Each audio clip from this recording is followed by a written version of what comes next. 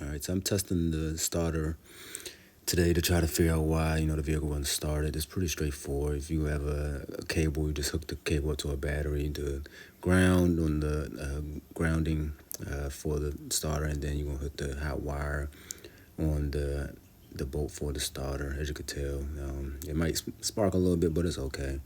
The one thing I noticed here is that when I was testing it, I looked at the teeth on the starter and realized that my starter is pretty much shot.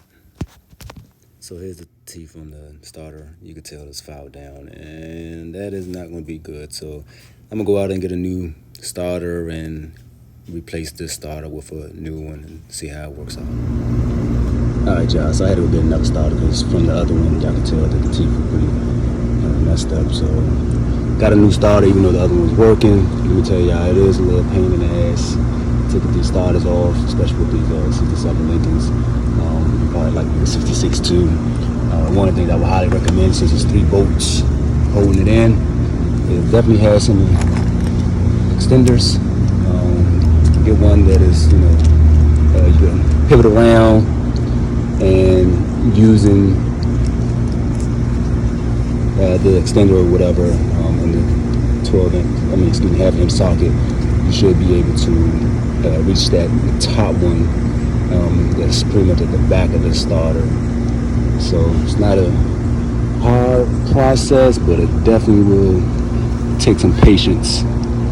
When I get under there, I'll show y'all kind of what it looks like.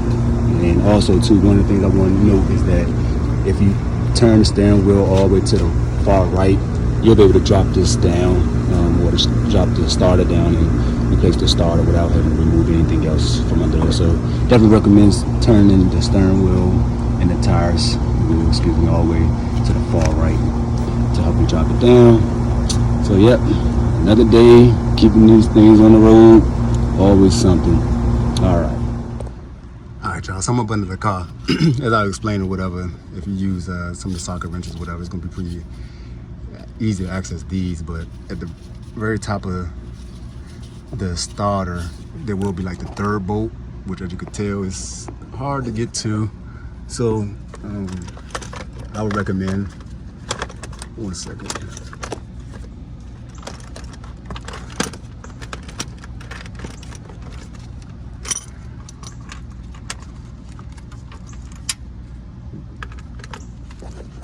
Hold on, I would recommend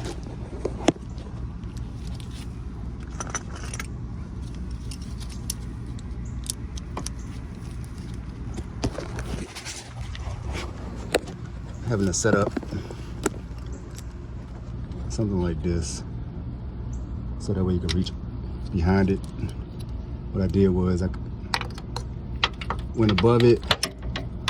It's kind of hard to do with the